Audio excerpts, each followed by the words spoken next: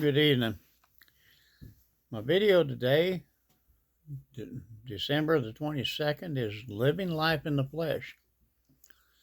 The Bible has a great deal to say on this, and it's something that we really need to pay mind to, because we have to understand the flesh is weak.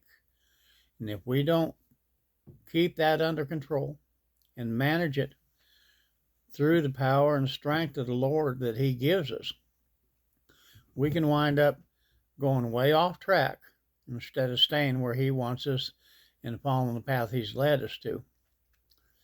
Galatians 5:16 says, I say then, walk in the Spirit, and you shall not fulfill the lust of the flesh.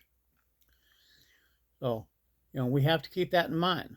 That's where our prayer, study of God's Word, all comes together, is strengthening ourselves so that we can walk in the Spirit and stay away from the temptation and the lust of the flesh.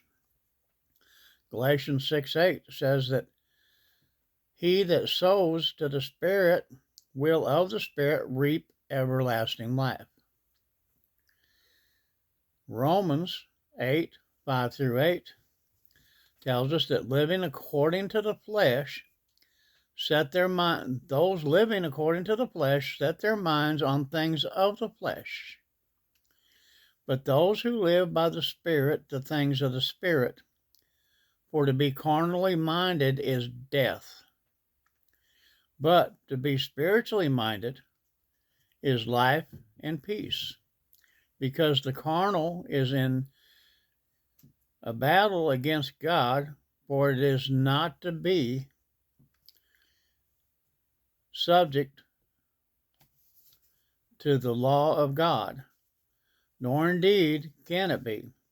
So then those who are in the flesh cannot please God.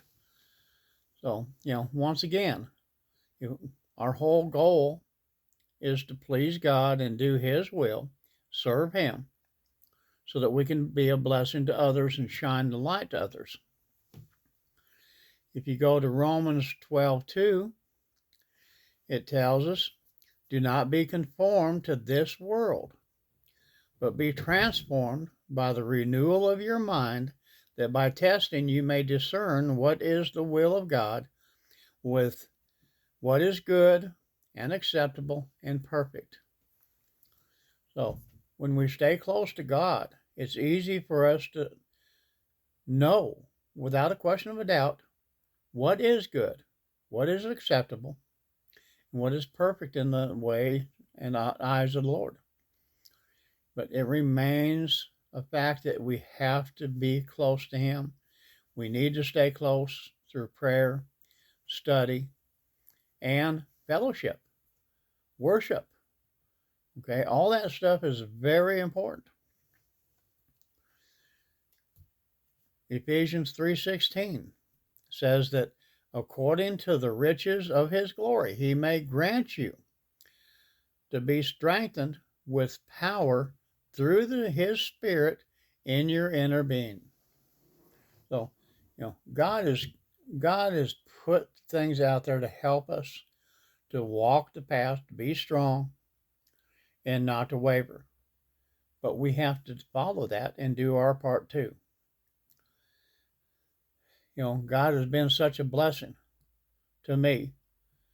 I look now at my past, and I can see so many ways that God kept me from going straight to hell, even though I wouldn't honor Him. But He still fought to pull me back, and He can you too.